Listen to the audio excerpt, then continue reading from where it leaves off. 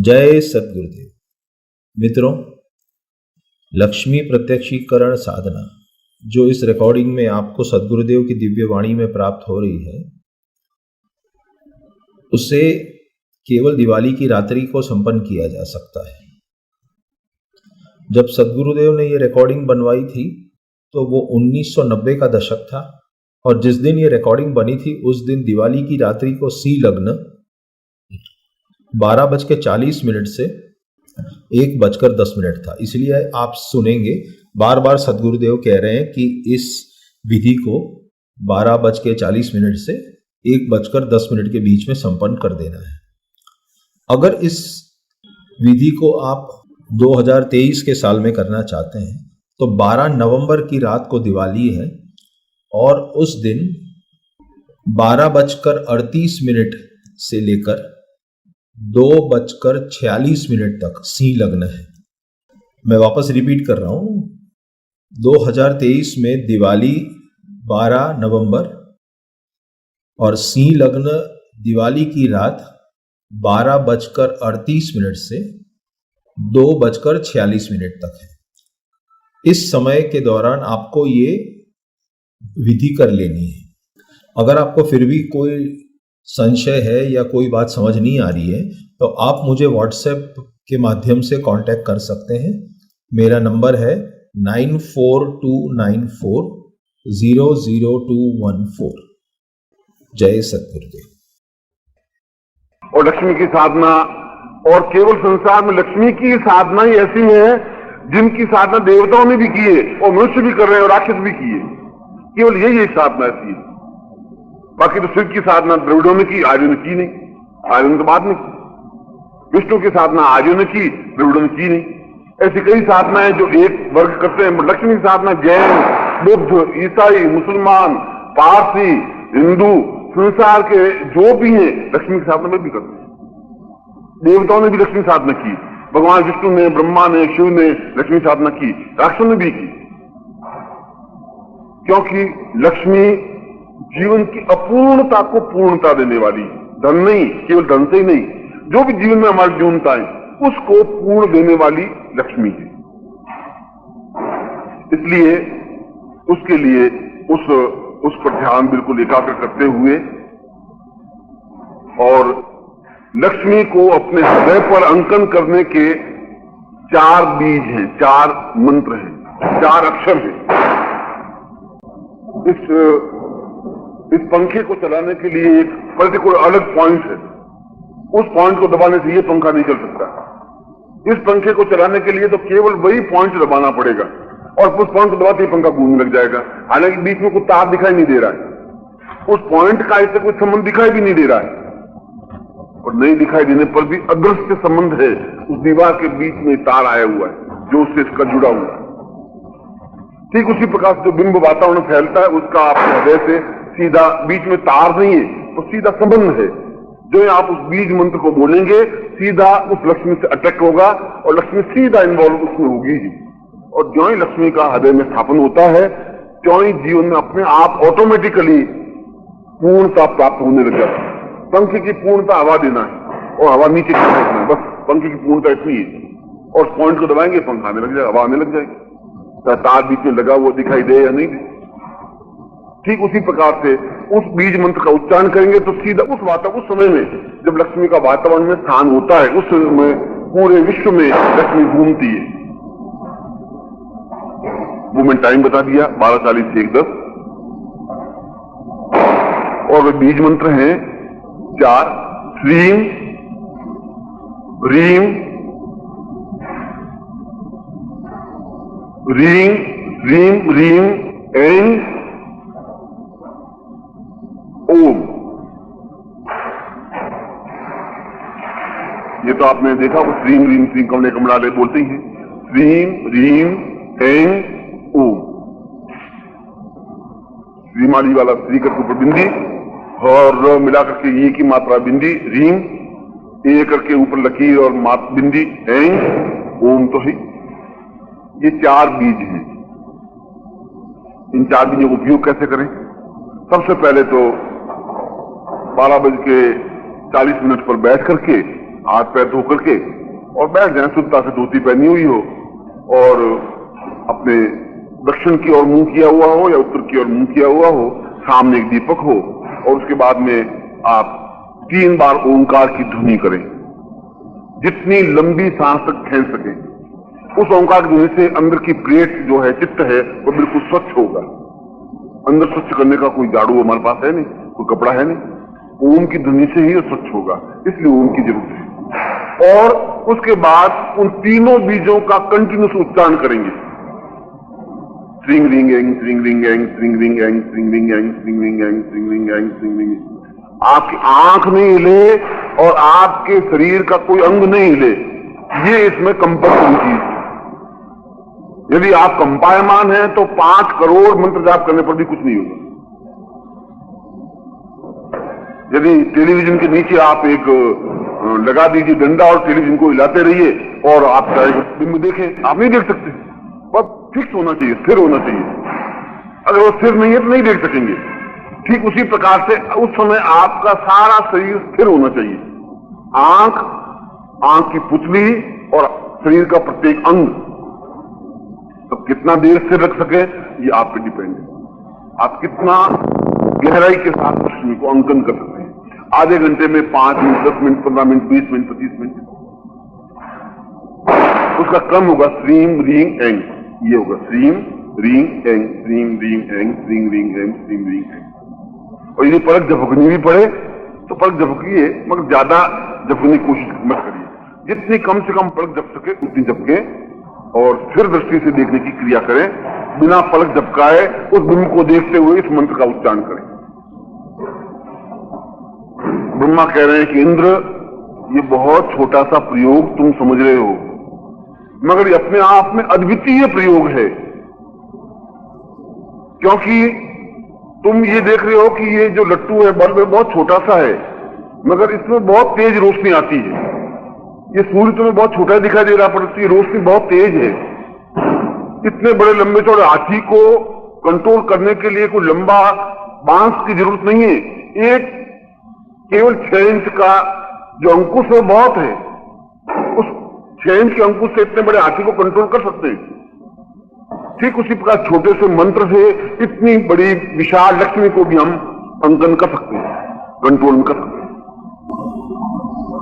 आज की रात्रि को आप तब तक आप भजन वजन करें, मगर भजन इस प्रकार से करें कि जिससे बाहर लोगों को डिस्टर्बेंस नहीं हो, स्वच्छ मुंह हो आपका, और फिर आप दीपक एक बीच में लगा दें।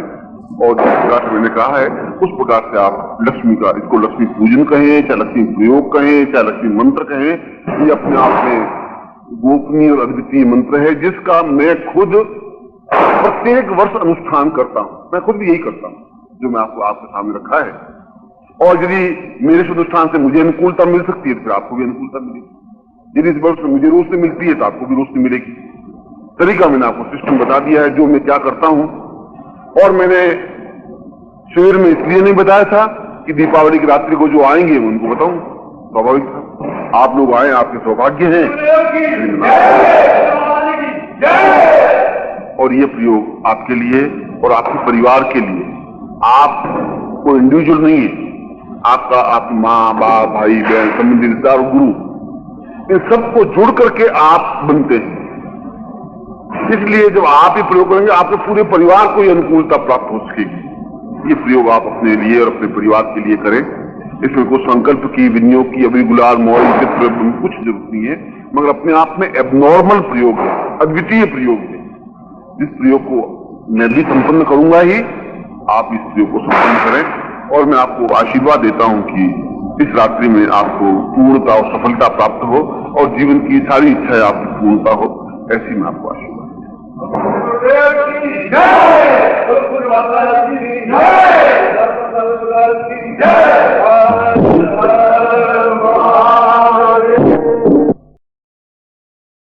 ಜೈ ಸದ್ಗುರುದೇವ್. ಸ್ನೇಹಿತರೆ, ಲಕ್ಷ್ಮೀ ಪ್ರತ್ಯಕ್ಷೀಕರಣ ಸಾಧನ ಯಾವುದನ್ನು ನೀವೀಗ ಪರಮಪೂಜ್ಯ ಗುರುದೇವರ ದೇವದುರ್ಲಭ ಸುಮಧುರ ದಿವ್ಯವಾಣಿಯಲ್ಲಿ ಕೇಳುತ್ತಿರುವಿರೋ, ಈ ಸಾಧನೆಯನ್ನು ಕೇವಲ ಮಾತ್ರ ದೀಪಾವಳಿಯ ರಾತ್ರಿಯಲ್ಲಷ್ಟೇ ಸಂಪನ್ನಗೊಳಿಸಿಕೊಳ್ಳಬಹುದಾಗಿದೆ. ಪರಮಪೂಜ್ಯ ಸದ್ಗುರುದೇವರು ಈ ಆಡಿಯೋವನ್ನು ರೆಕಾರ್ಡ್ ಮಾಡಿಸಿದಾಗ 1990ರ ದಶಕ ನಡೆಯುತ್ತಿತ್ತು ಮತ್ತು ಯಾವ ದಿನ ಈ ಧ್ವನಿಸುರಳಿಯ ರೆಕಾರ್ಡಿಂಗ್ ನಡೆದಿತ್ತೋ ಅಂದು ದೀಪಾವಳಿಯ ರಾತ್ರಿಯಾಗಿತ್ತು. ಅಂದು ಸಿಂಹಲಗ್ನ ರಾತ್ರಿ 12:40ರಿಂದ 1 ಗಂಟೆ 10 ನಿಮಿಷದವರೆಗಿತ್ತು. ಆದ್ದರಿಂದಲೇ ಪೂಜ್ಯ ಸದ್ಗುರುದೇವರು ಈ ಆಡಿಯೋದಲ್ಲಿ ಪದೇ ಪದೇ ಹೇಳುತ್ತಿರುತ್ತಾರೆ, ಈ ವಿಶೇಷ ಸಾಧನೆಯನ್ನು ರಾತ್ರಿ 12:40ರಿಂದ 1 ಗಂಟೆ 10 ನಿಮಿಷದ ಒಳಗೆ ಮಾಡಿ ಮುಗಿಸಿಬಿಡಬೇಕು, ಸಂಪನ್ನಗೊಳಿಸಿಕೊಳ್ಳಬೇಕು ಎಂದು. ಆದರೆ ಈಗ ನೀವು ಈ ವಿಶೇಷ ಸಾಧನಾ ವಿಧಿಯನ್ನು 2023ನೇ ಇಸವಿಯಲ್ಲಿ ಸಂಪನ್ನಗೊಳಿಸಲು ಇಚ್ಛಿಸುವಿರಾದರೆ 12ನೇ ತಾರೀಕು ನವೆಂಬರ್ ದೀಪಾವಳಿ ಇದೆ ಮತ್ತು ಈ ದಿನ ರಾತ್ರಿ 12:38ರಿಂದ ಶುರುವಾಗಿ 2 ಗಂಟೆ 46 ನಿಮಿಷಗಳವರೆಗೆ ಸಿಂಹಲಗ್ನವಿರುತ್ತದೆ. ನಾನು ಮತ್ತೊಮ್ಮೆ ದೀಪಾವಳಿಯ ರಾತ್ರಿ ಸಿಂಹಲಗ್ನದ ಸಮಯವನ್ನು ನಿಮಗೆ ಸ್ಪಷ್ಟಪಡಿಸುತ್ತಿದ್ದೇನೆ. 2023ನೇ ಇಸವಿಯಲ್ಲಿ ದೀಪಾವಳಿ ನವೆಂಬರ್ 12ರಂದು ಮತ್ತು ಸಿಂಹಲಗ್ನ ದೀಪಾವಳಿಯ ರಾತ್ರಿ 12 ಗಂಟೆ 38 ನಿಮಿಷದಿಂದ ಮೊದಲುಗೊಂಡು 2 ಗಂಟೆ 46 ನಿಮಿಷಗಳವರೆಗೆ ಇರುತ್ತದೆ. ಈ ವಿಶೇಷ ಸಮಯದಲ್ಲಿಯೇ ನೀವೆಲ್ಲ ಮಹಾಲಕ್ಷ್ಮೀ ಪ್ರತ್ಯಕ್ಷ ದರ್ಶನ ಸಾಧನೆಯ ವಿಧಿಯನ್ನು ಪೂರ್ಣವಾಗಿ ಸಂಪನ್ನ ಮಾಡಿಕೊಳ್ಳಬೇಕು. ನಿಮಗೆ ಇನ್ನೂ ಯಾವುದಾದರೂ ಸಂಶಯವಿದ್ದು ಈಗ ತಿಳಿಸಿರುವ ಸಾಧನೆಯ ಬಗ್ಗೆ ಏನಾದರೂ ಸ್ಪಷ್ಟವಾಗಿ ತಿಳಿಯಲಿಲ್ಲ ಎಂದೆನಿಸಿದರೆ ಆಗ ನೀವು ನನ್ನನ್ನು ಈ ವಾಟ್ಸಪ್ ಸಂಖ್ಯೆಯ ಮೂಲಕ ಸಂಪರ್ಕಿಸಬಹುದಾಗಿದೆ. ನನ್ನ ವಾಟ್ಸಪ್ ಸಂಖ್ಯೆ 9429400214. ನನ್ನ ವಾಟ್ಸಪ್ ಸಂಖ್ಯೆ 9494000214. ಜೈ ಸದ್ಗುರುದೇವ್. ಮಹಾಲಕ್ಷ್ಮಿ ಪ್ರತ್ಯಕ್ಷ ದರ್ಶನ ಸಾಧನೆ ದೀಪಾವಳಿ ವಿಶೇಷ ಮತ್ತು ಲಕ್ಷ್ಮಿಯ ಸಾಧನೆ ಮತ್ತು ಇಡೀ ಜಗತ್ತಿನಲ್ಲಿ ಕೇವಲ ಮಾತ್ರ ಲಕ್ಷ್ಮಿಯ ಸಾಧನೆಯೊಂದನ್ನೇ ದೇವತೆಗಳೂ ಮಾಡಿದ್ದಾರೆ, ಮನುಷ್ಯರೂ ಮಾಡುತ್ತಿದ್ದಾರೆ ಮತ್ತು ರಾಕ್ಷಸರೂ ಮಾಡಿದ್ದಾರೆ. ಕೇವಲ ಇದೊಂದು ಸಾಧನೆಗೆ ಮಾತ್ರ ಈ ವಿಶಿಷ್ಟತೆ ಇದೆ. ಬಾಕಿ ಶಿವನ ಸಾಧನೆಯನ್ನು ದ್ರವಿಡರು ಮಾಡಿದರು, ಆದರೆ ಆರ್ಯರು ಮಾಡಲೇ ಇಲ್ಲ. ಆರ್ಯರಂತೂ ಸ್ವಲ್ಪ ಕಾಲದ ನಂತರ ಶಿವನ ಸಾಧನೆ ಮಾಡಿದರು. ವಿಷ್ಣುವಿನ ಸಾಧನೆ ಆರ್ಯರು ಮಾಡಿದರು, ಆದರೆ ದ್ರವಿಡರು ಮಾಡಲೇ ಇಲ್ಲ. ಇಂತಹ ಎಷ್ಟೋ ಸಾಧನೆಗಳಿವೆ. ಅವುಗಳನ್ನು ಒಂದು ವರ್ಗದ ಜನ ಮಾಡಿದರೆ ಮತ್ತೊಂದು ವರ್ಗದವರು ಮಾಡುವುದೇ ಇಲ್ಲ. ಆದರೆ ಲಕ್ಷ್ಮಿಯ ಸಾಧನೆ ಜೈನರು, ಬೌದ್ಧರು, ಕ್ರೈಸ್ತರು, ಮುಸಲ್ಮಾನರು, ಪಾರ್ಸಿಗಳು, ಹಿಂದೂಗಳು, ಇಡೀ ಜಗತ್ತಿನಲ್ಲಿರುವ ಎಲ್ಲಾ ಜನಾಂಗಗಳೂ ಸಹ ಲಕ್ಷ್ಮಿಯ ಸಾಧನೆಯನ್ನು ಕಡ್ಡಾಯವಾಗಿ ಮಾಡಿಯೇ ಮಾಡುತ್ತಾರೆ. ದೇವತೆಗಳೂ ಸಹ ಲಕ್ಷ್ಮಿಯ ಸಾಧನೆಯನ್ನು ಮಾಡಿದರು. ಭಗವಾನ್ ವಿಷ್ಣು, ಬ್ರಹ್ಮ, ಶಿವರೂ ಸಹ ಲಕ್ಷ್ಮಿಯ ಸಾಧನೆಯನ್ನು ಮಾಡಿದರು. ರಾಕ್ಷಸರೂ ಮಾಡಿದರು. ಏಕೆಂದರೆ ಲಕ್ಷ್ಮಿ ಜೀವನದಲ್ಲಿರುವ ಅಪೂರ್ಣತೆಗೆ ಪೂರ್ಣತೆಯನ್ನು ಪ್ರದಾನ ಮಾಡುವವಳಾಗಿದ್ದಾಳೆ. ಕೇವಲ ಐಶ್ವರ್ಯವನ್ನಷ್ಟೇ ಅಲ್ಲ, ಧನ ಪ್ರದಾನ ಮಾಡುವುದಷ್ಟೇ ಅಲ್ಲ, ನಮ್ಮ ಜೀವನದಲ್ಲಿ ಏನೇ ನ್ಯೂನತೆಗಳು, ಕುಂದುಕೊರತೆಗಳಿವೆಯೋ ಅವನ್ನೆಲ್ಲ ನೀಗಿಸಿ ಪೂರ್ಣತೆಯನ್ನು ಪ್ರದಾನ ಮಾಡುತ್ತಾಳೆ ಲಕ್ಷ್ಮಿ. ಆದ್ದರಿಂದಲೇ ಲಕ್ಷ್ಮಿಯ ಧ್ಯಾನವನ್ನು ಏಕಾಗ್ರಗೊಳಿಸುತ್ತಾ ಲಕ್ಷ್ಮಿಯನ್ನು ನಮ್ಮ ಹೃದಯದಲ್ಲಿ ಸ್ಥಾಪಿಸಿಕೊಳ್ಳುವುದಕ್ಕಾಗಿ 4 ಬೀಜಗಳಿವೆ, 4 ಮಂತ್ರಗಳಿವೆ, 4 ಅಕ್ಷರಗಳಿವೆ. ಇಲ್ಲಿರುವ ಈ ಸೀಲಿಂಗ್ ಫ್ಯಾನ್ ಅನ್ನು ತಿರುಗಿಸಲು ಅದಕ್ಕೆ ಸಂಬಂಧಿಸಿದ ಪ್ರತ್ಯೇಕವಾದ ಬಟನ್, ಸ್ವಿಚ್ ಒಂದಿದೆ. ಬೇರೇನನ್ನೋ ಒತ್ತಿದರೆ ಫ್ಯಾನ್ ತಿರುಗುವುದಿಲ್ಲ. ಅದು ತಿರುಗಬೇಕಾದರೆ ಅದಕ್ಕೆಂದೇ ಪ್ರತ್ಯೇಕವಾಗಿರುವ ಸ್ವಿಚ್ ಅನ್ನೇ ಒತ್ತಬೇಕು. ಸ್ವಿಚ್ ಒತ್ತಿದೊಡನೆಯೇ ಫ್ಯಾನ್ ತಿರುಗಲಾರಂಭಿಸುತ್ತದೆ. ಗಾಳಿ ಕೆಳಮುಖವಾಗಿ ನಮ್ಮೆಡೆಗೆ ಬರಲಾರಂಭಿಸುತ್ತದೆ. ಆದರೆ ನಮಗೆ ಫ್ಯಾನಿಗೂ ಸ್ವಿಚ್ಚಿಗೂ ನಡುವೆ ಸಂಪರ್ಕ ಸಾಧಿಸುವ ವೈರ್ ಕಾಣುವುದಿಲ್ಲ. ಕಾಣಿಸದಿದ್ದರೂ ಗೋಡೆಯ ಒಳಗೆ ಅದೃಶ್ಯವಾಗಿ ಫ್ಯಾನ್ ಅನ್ನು ಸ್ವಿಚ್ಚಿಗೆ ಸಂಪರ್ಕಿಸುವ ವೈರ್ ಇದ್ದೇ ಇರುತ್ತದೆ. ಸರಿಯಾಗಿ ಇದೇ ರೀತಿಯಲ್ಲಿ ಲಕ್ಷ್ಮಿಯ ಬಿಂಬ ಸುತ್ತಲಿನ ವಾತಾವರಣದಲ್ಲಿ ವ್ಯಾಪಿಸಿದಾಗ ಅದರ ಸಂಬಂಧ ನಿಮ್ಮ ಹೃದಯದೊಂದಿಗೆ ಇದ್ದೇ ಇರುತ್ತದೆ. ನಡುವೆ ಸಂಪರ್ಕ ಸಾಧಿಸುವ ಮಾಧ್ಯಮ ಕಾಣದೇ ಹೋದರೂ ಸಹ ಬಿಂಬದ ಸಂಬಂಧ ನಿಮ್ಮ ಹೃದಯದೊಂದಿಗೆ ಇದ್ದೇ ಇರುತ್ತದೆ. ಇದೇ ರೀತಿ ಯಾವಾಗ ನೀವು ಈ 4 ಬೀಜ ಮಂತ್ರಗಳನ್ನು ಉಚ್ಚರಿಸುತ್ತೀರೋ ಆಗ ಅವುಗಳು ಸೀದಾ ಲಕ್ಷ್ಮಿಯನ್ನು ಸ್ಪರ್ಶಿಸಿ ಅವಳೊಂದಿಗೆ ನಿಮ್ಮ ಸಂಪರ್ಕವನ್ನು ನಿಶ್ಚಯವಾಗಿಯೂ ಸ್ಥಾಪಿಸುತ್ತವೆ. ಮತ್ತು ಯಾವಾಗ ನಿಮ್ಮ ಹೃದಯದಲ್ಲಿ ಲಕ್ಷ್ಮಿಯು ಸ್ಥಾಪಿತಳಾಗುವಳೋ ಆಗ ನಿಮ್ಮ ಜೀವನದಲ್ಲಿ ತನ್ನಲ್ಲಿಯೇ ತಾನು ಆಟೋಮ್ಯಾಟಿಕಲಿ ತಾನೇ ತಾನಾಗಿ ಸಹಜವಾಗಿ ಸರಾಗವಾಗಿ ಪೂರ್ಣತೆ ಪ್ರಾಪ್ತಿಯಾಗಲು ತೊಡಗುತ್ತದೆ. ಫ್ಯಾನಿನ ಪೂರ್ಣತೆ ಗಾಳಿ ಬೀಸುವುದರಲ್ಲಿದೆ, ಗಾಳಿ ಕೊಡುವುದರಲ್ಲಿದೆ. ನಮ್ಮ ಕೆಲಸ ಕೇವಲ ಮಾತ್ರ ಬಟನ್ ಒತ್ತುವುದು ಮಾತ್ರವೇ. ಬಟನ್ ಒತ್ತಿದೊಡನೆಯೇ ಫ್ಯಾನ್ ತಿರುಗುತ್ತದೆ, ಕೆಳಮುಖವಾಗಿ ಗಾಳಿ ಬರಲಾರಂಭಿಸುತ್ತದೆ. ಸರಿಯಾಗಿ ಇದೇ ರೀತಿ ನಾವು ಲಕ್ಷ್ಮಿಯ ಬೀಜ ಮಂತ್ರಗಳನ್ನು ಉಚ್ಚರಿಸಿದಾಗ ಆ ಸಮಯದಲ್ಲಿ ವಾತಾವರಣದಲ್ಲಿ ಲಕ್ಷ್ಮಿಯ ಸ್ಥಾನವಿರುತ್ತದೆ, ಉಪಸ್ಥಿತಿ ಇರುತ್ತದೆ. ಆ ಸಮಯದಲ್ಲಿ ಇಡೀ ವಿಶ್ವದಲ್ಲಿ ಲಕ್ಷ್ಮಿ ಸಂಚರಿಸುತ್ತಿರುತ್ತಾಳೆ. ಆ ಸಮಯವನ್ನು ನಾನೀಗಾಗಲೇ ನಿಮಗೆ ತಿಳಿಸಿದ್ದೇನೆ. 12:40 1 ಗಂಟೆ 10 ಮತ್ತು ಆ 4 ಬೀಜ ಮಂತ್ರಗಳು ಶ್ರೀಂ ರೀಂ ಯೈಂ ಓಂ. ಇವೇ ಆ 4 ಬೀಜಗಳು. ನನ್ನ ಹೆಸರು ಶ್ರೀಮಾಲಿಯಲ್ಲಿರುವ ಶ್ರೀ ಅಕ್ಷರ ಬರೆದು ಅದರ ಮೇಲೆ ಒಂದು ಬಿಂದಿಯನ್ನಿಟ್ಟರೆ ಆಗ ಶ್ರೀಂ ಆಗುತ್ತದೆ. ಹೀ ಅಕ್ಷರ ಬರೆದು ಅದರ ಕೆಳಗೆ ರಾವತ್ತು ಕೊಟ್ಟು ಮೇಲೆ ಬಿಂದಿಯನ್ನಿಟ್ಟರೆ ಅದು ರೀಂ ಆಗುತ್ತದೆ. ಮತ್ತು ಎ ಅಕ್ಷರ ಬರೆದು ಅದರ ಮೇಲೊಂದು ಗೀಟನ್ನು ಹಾಕಿ ಪಕ್ಕದಲ್ಲಿ ಬಿಂದಿಯನ್ನಿಟ್ಟರೆ ಅದು ಏಂ ಆಗುತ್ತದೆ. ಮತ್ತು ಪ್ರಣವ ಓಂ ಪ್ರತಿಯೊಬ್ಬರಿಗೂ ತಿಳಿದಿರುವುದೇ. ನಿಮಗೆ ಈಗಾಗಲೇ ತಿಳಿದಿರುವ ಮಂತ್ರ ಶ್ರೀಂ ರೀಂ ಶ್ರೀಂ ಕಮಲೆ ಕಮಲಾಲಯೇ. ನೀವು ಖಂಡಿತ ಈ ಮಂತ್ರ ಜಪ ಮಾಡಿಯೇ ಇರುತ್ತೀರಿ. ಶ್ರೀಂ ರೀಂ ಏಂ ಓಂ ಇವೇ ಆ 4 ಬೀಜ ಮಂತ್ರಗಳು. ಇವುಗಳನ್ನು ಹೇಗೆ ಪ್ರಯೋಗಿಸಬೇಕು? ಮೊದಲನೆಯದಾಗಿ 12:40 ಕೈಕಾಲು ಮುಖ ತೊಳೆದುಕೊಂಡು ಶುಭ್ರವಾದ ಧೋತಿಯನ್ನುಟ್ಟು ದಕ್ಷಿಣ ದಿಕ್ಕಿಗೆ ಅಥವಾ ಉತ್ತರ ದಿಕ್ಕಿಗೆ ಮುಖ ಮಾಡಿ ನಿಮ್ಮ ಮುಂದೆ ಉರಿಯುತ್ತಿರುವ ಎಣ್ಣೆಯ ದೀಪವನ್ನಿಟ್ಟುಕೊಂಡು ಕುಳಿತುಕೊಳ್ಳಿ. ಮತ್ತು ಇದಾದ ನಂತರ ನೀವು 3 ಬಾರಿ ಓಂಕಾರದ ಧ್ವನಿಯನ್ನು ಮಾಡಿ.